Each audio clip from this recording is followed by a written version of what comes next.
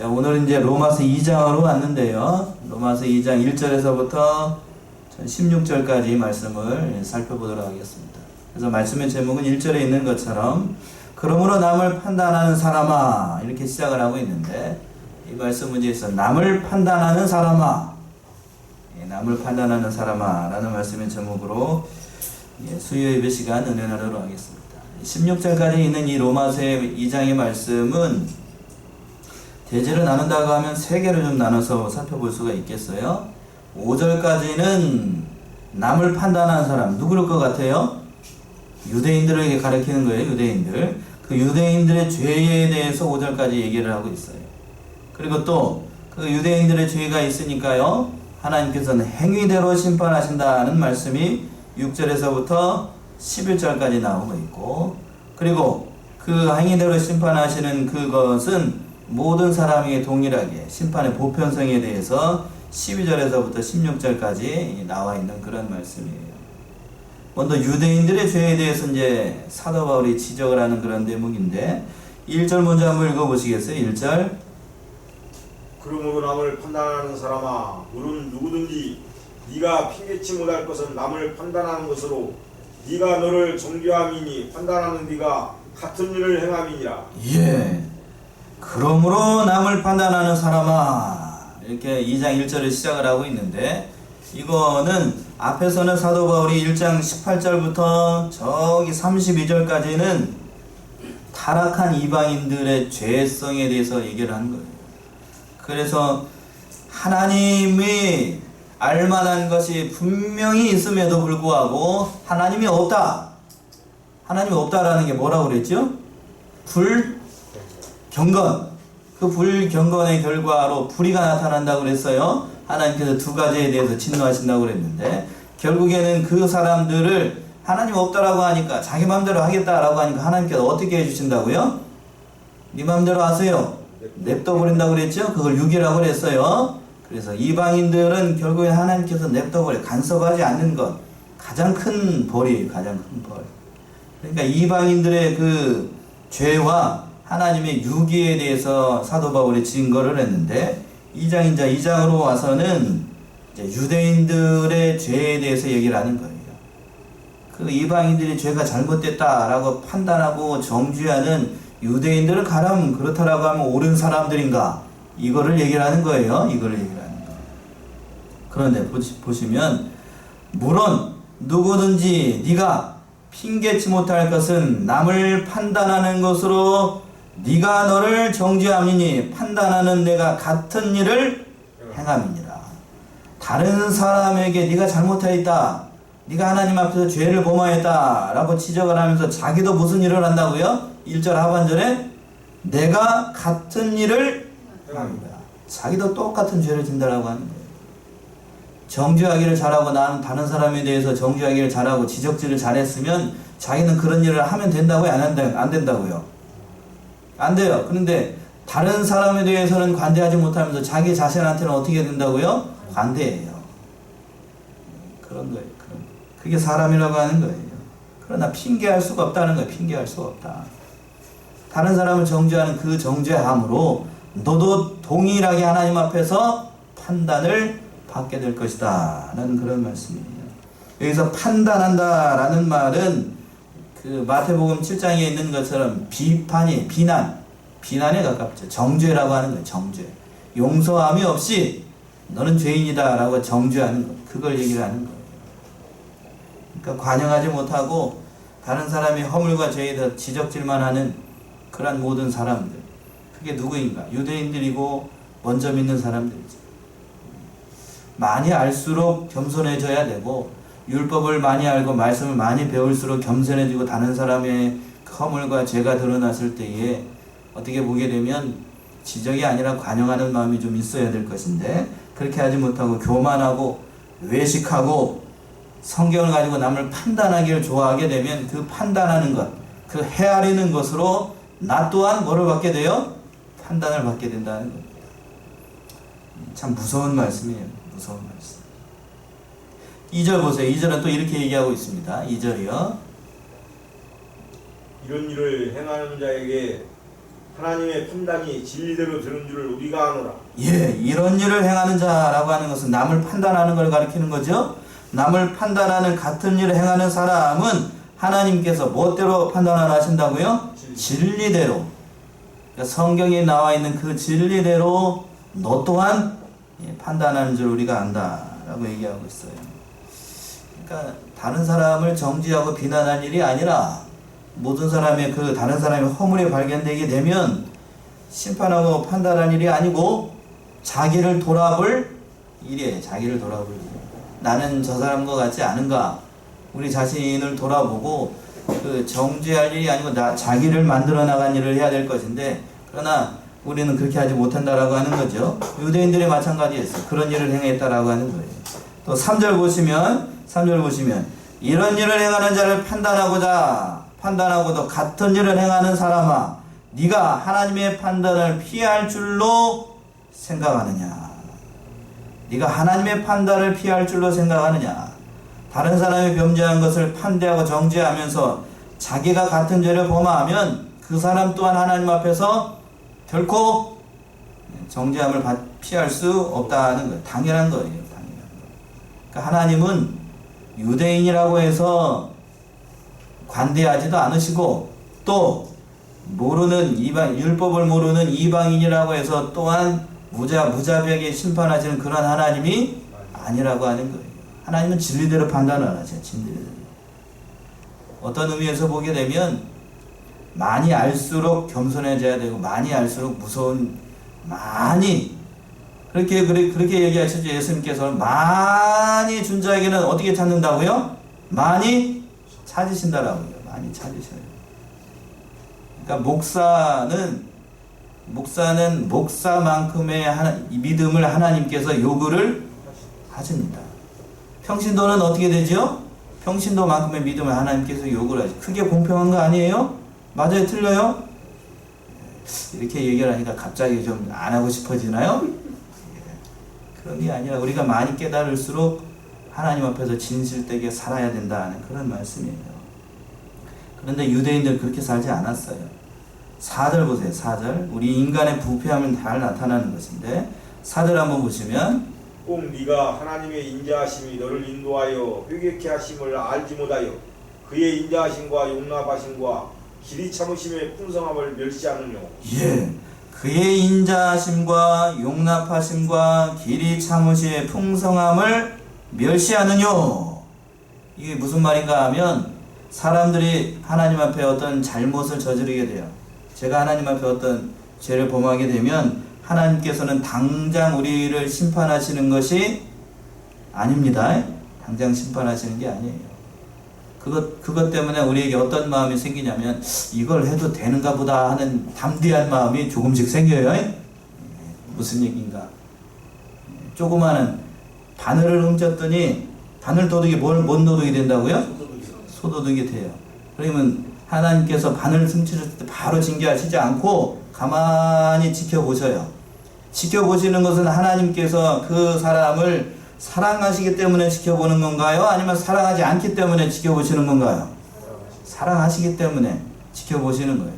회개하고 돌이키도록 하기 위해서 하나님께서 인자하시기 때문에, 자비와 긍휼이 무한하시기 때문에 보고 계시는 거예요. 자기 스스로 어떻게 하기를 바라시면서 돌이키기를 바라면서.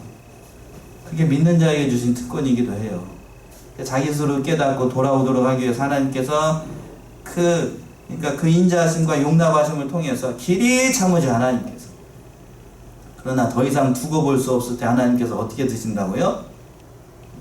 징계의 몽둥이를 드셔요. 그때는 맞으면 아플까요? 안 아플까요? 많이 아파요. 많이 아프다고. 많이 아파요. 지금 우리가 대한민국의 교회가 그동안 하나님 앞에 바로 한 것 같아요? 아니면 잘못한 것 같아요? 집사람 또 째려보고 있지만 아무튼 잘못했어요. 그동안 잘한 건 아니잖아요. 그러니까 이렇게 어려움 당하고 있지. 그러니까 그동안에 하나님께서 인자하심으로, 이 말씀이 그 말씀이에요. 인자하심과 용납하심과 길이 참으심으로 하나님 우리가 멸시를 했어요. 이렇게 해도 하나님은 믿는 자에게 은혜를 주시고 사랑이 풍성하신 하나님이니까 길이길이 참고 계실 것이다. 하나님을 멸시한 거예요. 하나님을 멸시했어요. 그러니까 하나님께서 이렇게 엄하게 어디를 통하여서 세상 권력을 통하여서 다른 세상을 통하여서 우리가 교회가 어려움 당하고 있는 거예요. 돌아보게 되면 다들 누가 잘못했기 때문에요? 우리가 하나님 앞에 진실하게 살지 못하고 그 죄악된 일을 걸어갔기 때문에 우리에게 이런 어려움이 당하고 있는 거예요. 그러니까 우리 자신이 먼저 돌이켜야 됩니다. 늘 그 말씀을 지금 사도 바울이 하고 있는 거예요. 그러나 우리는 돌이키기를 잘하는가? 유대인들도 마찬가지고 우리도 돌이키기를 잘하는 그러한 백성들인가? 그렇지 않아요. 5절 보시면 잘 나와 있어요. 5절. 다만 네 고집과 회개치 아니한 마음을 따라 진노의 날 곧 하나님의 의로우신 판단이 나타나는 그날에 임할 진노를 네게 쌓는도다. 예, 아주 정확하게 우리의 본성을 지적을 하고 있죠. 5절 보시면 다만 네 뭐와? 고집. 끝까지 고집을 부려. 끝까지. 내가 잘났다는 거죠. 내가 잘못한 게 없다는 거죠. 그러면서 회개치 아니하는 마음을 따라 진노의 날 곧 하나님의 의로우신 판단이 나타나신 그날에 임할 진노를 뭐하고 있어요? 쌓고 있어요. 회개하지 않고 끝까지 버텨보라지. 그러면 어떻게 되는가? 진노의 날, 곧 예수님께서 재림하시는 그날에 하나님의 진노가 쏟아지게 돼요. 쏟아지게 돼요. 고집 부리고 나가게 되면 나는 하나님 앞에 잘못한 게 없습니다.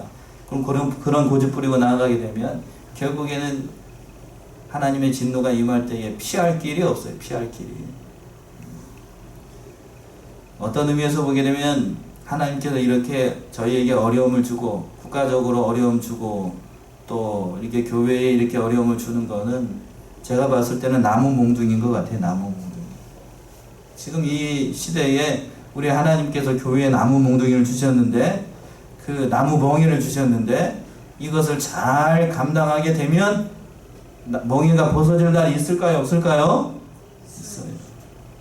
하나님께서 교회를 사랑하시기 때문에 대한민국과 그 대한민국에 있는 교회를 사랑하시기 때문에 이렇게 어려움을 준 거라고 저는 봐요. 목사님들 가운데서도 그렇게 얘기를 하시는 분들이 있어요. 이 시기를 잘 극복하고 잘 돌이키게 되면 다시금 좋은 날이 올 것이다 이렇게 얘기하시는 긍정적으로 생각하시는 분들도 있어요. 저도 그렇게 되기를 바라요. 그렇게 되기를 바랍니다. 참으로 이게 하나님께서 주신 어떻게 보게 되면 어려운 때이기도 하지만 우리가 잘 감당해서 이 모든 일들을 통하여서 또 우리 자신을 좀 돌아보고 이 나라와 이 민족 또 우리 교회와 이 모든 일들이 은혜 가운데 잘 되기를 진노를 쌓지 않고 복을 쌓는 그런 교회와 우리 나라가 되어야 되겠어요. 그렇지 않고 끝까지 가게 되면 하나님께서 어떻게 하시는가? 그 말씀 6절부터 보게 되면 행한 대로 갚아주시. 행한 대로. 6절 말씀이죠? 6절 읽어보세요. 하나님께서 각 사람에게 그 행한 대로 봉하시되. 예. 하나님께서 각 사람에게 행한 대로 어떻게 하신다고요? 봉하신다고. 행한 대로 갚아주시. 행한 대로. 행한 대로. 그러니까 하나님께서 행한 대로 갚아주시는 것이 하나님의 공의예요. 공의. 그러니까 이거는 모든 사람에게 동일하게 적용이 되는 겁니다. 유대인들에게도 동일하게 적용이 되고 그리고 그 당시에 헬라 사람들, 이방인들에게도 동일하게 적용이 되는 거예요. 심은 대로 거두게 하셨어요. 심은 대로. 이병규 목사님 살아계셨을 때는 그렇게 단순한 예를 들었어요. 콩 심으면 뭐가 나고요? 콩이 나지요? 또 팥을 심으면 팥이 납니다. 이게 당연한 이치 아니겠어요? 그 행한 대로 하나님께서 갚아주신답니다. 갚아주십니다.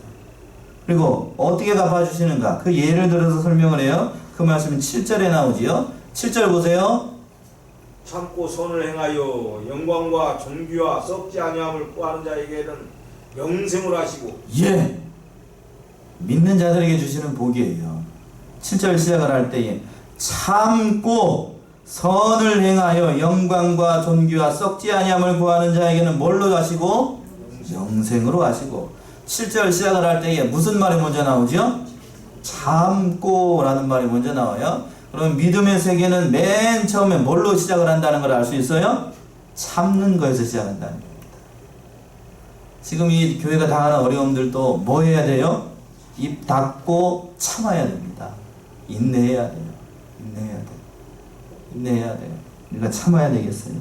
영광과 썩지 않을 것으로 이 믿음 생활 하기 위해서는 가장 중요한 것이 뭔가 하면 참는 거예요. 참는 거. 믿음 생활도 마찬가지고 교회 생활도 마찬가지고 심지어는 가정 생활도 뭐부터 시작을 해야 되죠? 참는 것부터 시작을 해야 됩니다. 동의하시나요? 집에 가게 되면 안 믿는 그 왼수가 있죠? 안 믿는 왼수? 안 믿는 왼수들이 있어요. 왼수라고 하면 안 되겠다. 한 사람이 아닐 테니까. 그런 사람들이 있어도 참아야 됩니다. 참고 뭐를 행해야 된다고요? 선을 행해야 돼요. 선. 그래서 선을 행한다는 것은 착한 선을 얘기를 하는 것이 아니고 믿는 일을 해야 된다는 거예요.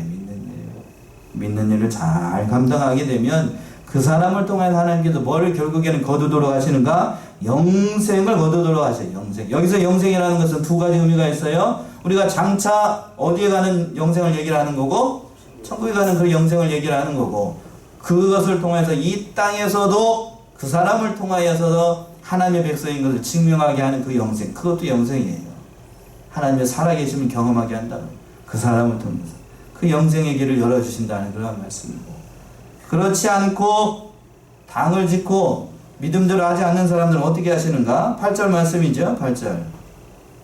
오직 당을 지어 진리를 쫓지 아니하고 불의를 쫓는 자에게는 노와 분으로 하시리라. 오직 당을 지어 진리를 쫓지 아니하고 불의를 쫓는 자에게는 뭐로 하신다고요? 노와 분으로 하신다. 진리를 쫓지 않고 불의를 따라가는 사람들은 결국에는 한마디로 진노하신다는 거예요. 하나님께서 진노하신다. 그러니까 믿음의 세계를 떠나게 되면 악한 동물을 사귀게 되면 나에게 다가오는 것은 저주밖에 없어요. 저주밖에. 그러니까 악한 동물을 가까이 하지 말라 하는 그런 말씀도 있어요. 한번 찾아보세요. 고린도전서 15장 33절. 고린도전서 15장 33절.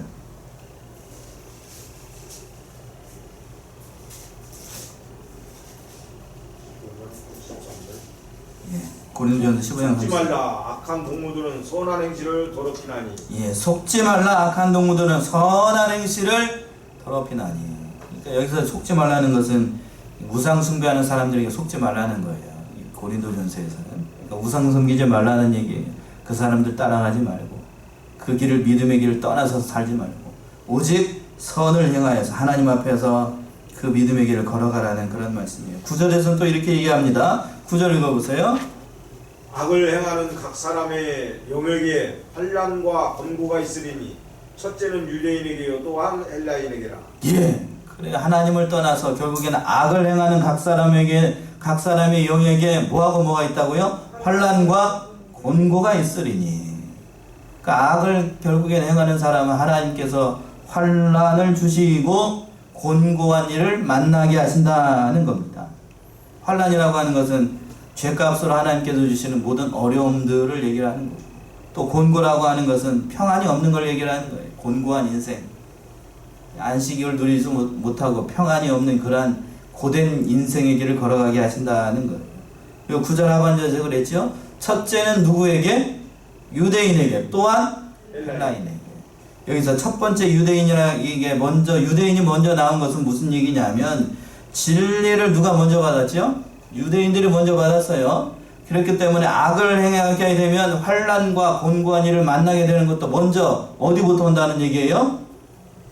유대인들이 먼저 환난과 어려운 일을 먼저 당한다고 하는 거예요. 그리고 난 다음에 헬라인이라고 하는 것은 동일하게 헬라인도 그런 고난을 받게 된다고 하는 겁니다. 여기서 중요한 사실을 우리가 깨달아요. 그러니까 먼저 믿는 자들이 믿음 생활을 잘 해야 됩니다. 대한민국이 어려움에 빠지게 되고 이렇게 국가적 어려운 일을 당하자 먼저 어디가 핍박을 받는가? 지금 어디가 먼저 핍박을 받았죠? 교회가 먼저 핍박받고 있잖아요. 이 성경의 원리예요. 성경의 원리. 제가 처음에는 요 근래에 교회가 이렇게 막 여러 가지로 핍박을 받고 어려움 당하고 있는 이유가 뭘까라고 생각을 하니까 여기를 보니까 알겠더라고요. 첫째는 누구에게? 헬라인, 유대인에게. 첫째는 믿는 자에게, 교회에게 먼저 하나님께서 징계를 주시는. 그래야 교회가 먼저 회개해야 되니까 우리가 먼저 하나님 앞에 돌아와야 되겠습니까? 하나님께서 우리를 사랑하시기 때문에 우리에게 주시는 겁니다.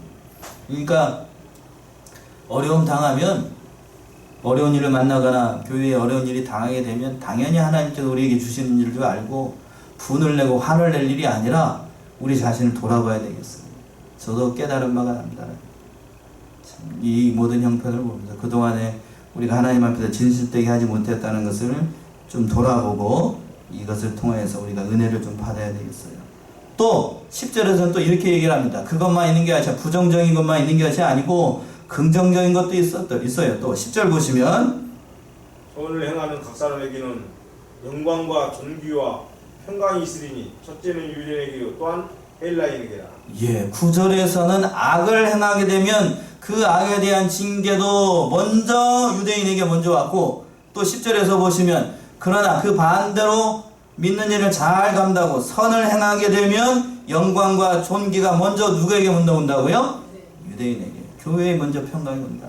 이게 하나님께서 이 세상에 나신 질서의 원리예요. 질서의 원리. 그러니까 우리가 하나님 앞에 잘 해야 됩니다. 모든 일을 잘 감당을 해야 돼요.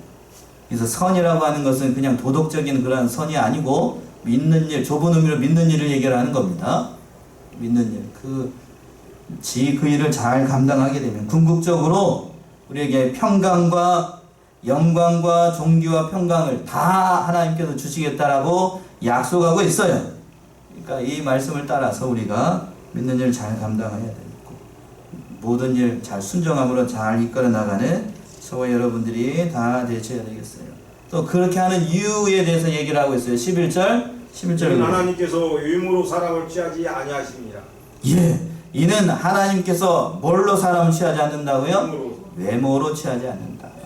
외모로 하나님을 취하지 않는다는 것은 우리가 믿는 사람이기 때문에, 좁은 의미로 이 로마서에서 살펴보게 되면 그들이 유대인이기 때문에 하나님께서 잘 봐주시는 것이 아니고, 이쁘게 봐주시는 것이 아니라, 또한 헬라인이라고 해서 율법을 모르는 자라고 해서 관대하게 대하시는 것이 아니고, 하나님의 관점은 율법대로 외모로 취하지 않고 말씀대로 모든 일들을 행하신다는 겁니다. 하나님은 정확하죠. 그러니까 하나님은 민족, 유무식, 빈부, 차별, 요 근래 차별 때문에 좀 문제가 되는데, 그것대로 행하시는 것이 아니고 그런 게 없어요. 다 외모로 판단하시지 않고 모든 것을 다 판단하시는, 하나님의 법대로 판단하시는 그러한 분이십니다. 그 말씀이 또 12절에서부터 나옵니다. 12절 한번 읽어보세요. 무릇 율법 없이 범죄한 자는 또한 율법 없이 망하고, 무릇 율법이 있고 범죄한 자는 율법으로 말미암아 심판을 받으리라.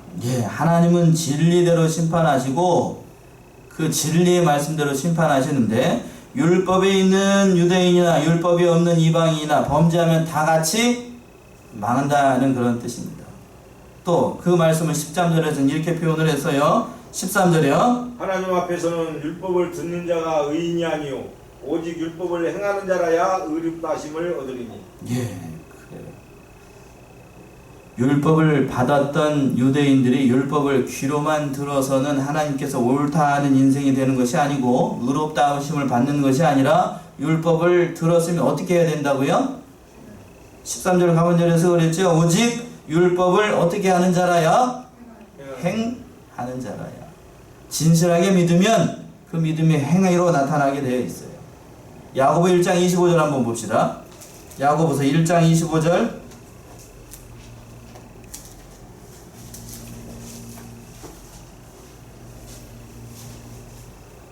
1장 25절, 야고보 1장 25절. 자유하게 하는 온전한 율법을 들여다보고 믿는 자는 듣고 잊어버리는 자가 아니요 실행하는 자니 이 사람이 그 행하는 일에 복을 받으리라. 실행하는 자니 이 사람이 그 행하는 일에 뭐를 받는다고요? 복을 받는다. 여기다 동그라미 치셔요. 그 행하는 일에 뭘 받는다고요? 복을 받는다. 복을 받습니다. 행함으로 뭐를 받는다는 거예요? 복을 받는다. 그래서 유기 목사님이 이행득상, 행함으로 뭘 받는다고요? 상급을 받는다. 복을 받는다. 이렇게 말씀하셨어요. 그러니까 우리가 믿음으로 구원을 얻고 행함으로 뭘 받는다고요? 여기서는 복이라고 했고 상을 받아요. 상을. 그러니까 믿음으로 구원을 얻고 행함으로 뭘 받는다고요? 복을 받는다고요. 복을 받아요. 그러니까 이 말씀을 따라서 우리가 믿고 구원을 얻지만 이 세상에서 그 믿은 것을 행해야만 그 행위대로 심판하신다고 그랬죠? 행위대로 판단하시고. 그러니까 우리가 이 말씀을 따라서 믿는 일을 잘 감당해야 돼요. 진실하게. 복 받으려면요? 뭐 받으려면? 제가 이런 얘기 잘 안 하잖아요. 복 받으려면 그 행한 대로, 믿음대로 그 모든 것을 진실하게 행해야 된다라고 얘기하고 있는 거예요. 또 14절이요. 14절. 율법 없는 이방인이 본성으로 율법의 일을 행할 때는 이 사람은 율법이 없어도 자기가 자기에게 율법이 되나니. 예, 율법이 있는 유대인들은 율법을 따라서 하나님께서 그 행한 대로 심판하신다라고 하면, 그러면 율법이 없는 사람들, 율법이 없는 이방인들 그럼 어떻게 하나님께서 판단을 하시는가? 그거에 대해서 얘기를 하는 거예요. 뭔 얘기인지 아시겠어요? 율법을 아는 사람들은 율법을 따라서 판단을 하는데, 그럼 율법이 없는 이방인들, 그 사람들은 어떻게 판단을 하시는가? 그거에 대한 답이에요. 율법이 없는 이방인이 본성으로 율법의 일을 행할 때에는 이 사람은 율법이 없어도 뭐가 자기에게 율법이 된다고요? 자기가 자기에게 율법이 된다. 그러니까 율법이 없으니까 판단을 할 수 없으니까 자기 자신이 율법이 된다고요. 자기 자신이 그럼 뭘까요? 하나님께서 그 여러분들 마음속에다가 심어주신 본성, 앞에서 얘기해서 뒤에 가서도 얘기를 하는데 두 자로 뭐라고 그랬냐면 양심을 주셨어요. 양심. 그 양심대로 하나님께서 판단하신다는 거예요. 그 말씀이 15절이에요. 15절 읽어보세요. 15절. 이런 이들은 그 양심이 증거가 되어 그 생각들이 서로 혹은 송사하며 혹은 변명하여 그 마음에 새긴 율법의 행위를 나타내느니라. 예, 이런 이들은 그 양심이 증거가 된다고. 양심, 여러분들 마음속에 있는 그 양심이 증거가 돼가지고 그 양심이 마지막 날에 가서 서로 송사하고 서로 변명하고 서로 마음에 새긴 율법의 행위 모든 것들을 잘했는지 선악간에 판단하게끔 한다라는 얘기입니다. 그러니까 이게 화인 맞은 양심이 되면 안 돼요. 화인 맞은 양심. 양심이 우리가 하나님 앞에 그 중생하고 난 다음에도 이 선한 양심이 우리 가운데 있어요. 그래서 그 양심을 따라서 잘 판단해야 됩니다. 그래서 이병기 목사님을 스승이었던 김용봉 목사님은 선한 양심을 똑바로 써야 된다라고 자주 가르치셨대요. 양심을 똑바로 양심을 바로 써야 됩니다. 그런데 여기서 우리가 생각하는 그 양심이라고 하는 것은 문자적인 의미로 우리가 생각하는 것처럼 착한 마음을 뜻하는 것이 아니고, 양심, 선량한 마음 그런 뜻이 아니고, 원어적인 헬라어 의미는 어떤 뜻이 있냐면 양심이라는 것은 잘 보세요. 다른 사람과 함께 보는 것, 그것이 양심이래요. 다른 말로 다른 이들과 함께 알아가는 것, 그게 양심이에요. 즉 양심이라고 하는 것은 자기 독단적인 판단이 아니고 모든 사람들 앞에서 이것이 옳은지 그런지 판단할 수 있게끔 하는 잣대, 그것이 뭐라고요? 양심. 그게 양심이라고요. 착한 마음은 아니에요. 단순히 착한 마음이 아니고, 그러니까 하나님께서 우리에게 주신 거는 그 본성이 있어요. 본성. 아담에게 주셨던 인간의 그 본성, 그 양심이라고 해요. 그 양심을 따라서 하나님께서 판단하신다라고 하는 겁니다. 그러니까 하나님의 심판대 앞에서 율법대로 살지 못하였는지 살았는지 누가 증거를 하게 되냐는 거냐면 양심이 증거를, 양심이. 그러니까 율법과 그 양심에 따라서 하나님께서 판단하시는 거예요. 그 양심이 있기 때문에 율법이 없는 사람들도 하나님 앞에서 핑계를 댈 수 있을까요? 없을까요? 없다는 얘기입니다. 율법이 없다라고 해서 핑계를 댈 수 없다라고 하는 거예요. 그러니까 이것을 보게 되면 하나님께서 참 오묘하게 섭리를 하신 거예요. 그리고 마지막으로 16절 보시면 그 심판의 날에 하나님께서 선악간에 다 드러나게 하신다라고 얘기하고 있습니다. 마지막 16절이요. 곧 내 복음에 이른 바와 같이 하나님이 예수 그리스도로 말미암아 사람들의 은밀한 것을 심판하시는 그날이라. 예, 은밀한 것을 심판하시는 그날. 그날이 어떤 날이 되겠어요? 예수님께서 재림하시는 그날입니다. 그날에 우리 속에 감추어져 있었던 은밀한 모든 것들이 선악간에 다 드러나게 됩니다. 다 드러나게 돼요. 목사님 강해서에 보니까 그날에 되게 심판대 앞에 서게 되면 뒤에 그 비디오 테이프와 같은 것이 있어가지고 여러분들이 그동안 일생 동안 했던 것이 다 뒤에 저기 백스크린 있죠? 스크린에 그냥 싹 나타나게 될 것이다. 이렇게 얘기하시는 걸 들어본 적도 있어요. 그렇게 되면 참 서로가 서로의 얼굴을 보면서 나 부끄러운 장면들도 많이 나오겠죠. 볼만할 거예요. 볼만할 거예요. 우리는 그 평생이 아니고 7월 한 달 동안에 있었던 일만도 여기다가 쫙 보여주면 아주 볼만할 거예요. 그냥 아닌가요? 저만 해도 그래요. 저만 해도 알 수가 없죠. 다 드러나요. 다 드러나. 그러나 믿는 자들에게 그래도 하나님께서 은혜를 주시는 것은 회개하면 하나님께서 그 지은 죄를 어떻게 하신다고 그랬죠? 기억하지도 않으신다 라고 했어요. 문제는 우리가 뭐 하지 않기 때문에? 회개하지 않기 때문에 문제예요. 그러니까 날마다 지은 죄를 붙잡고 우리가 회개해야 되겠어요? 안 해야 되겠어요? 회개해야 됩니다. 회개해야 돼요. 이렇게 회개해야 하는 자에게 주시는 복이에요. 복. 날마다 그래서 우리의 인격이 그리스도의 그 고상한 인격을 닮아나갈 수 있는 것이 우리에게 주신 큰 복이라고 하는 겁니다. 그 마지막 그날에 오늘 은밀한 것이 드러나는 그 심판의 날에 부끄러운 모습이 하나도 나타나지 않도록 우리가 뭐를 잘해야 되냐면 회개를 잘해야 됩니다. 오늘 이 말씀 로마서의 말씀 남을 판단하는 사람아 잘못된 양심으로 다른 사람 판단하지 말고 누구를 판단해야 되냐면 자기 자신을 판단하고 하나님 앞에서 자기 자신을 회개해야 된다는 얘기 한마디로 얘기해요. 남을 판단할 일이 아니고 자기 자신을 돌아보고 하나님 앞에서 진실되게 살아가시는 저와 여러분들이 다 되시기 바랍니다. 기도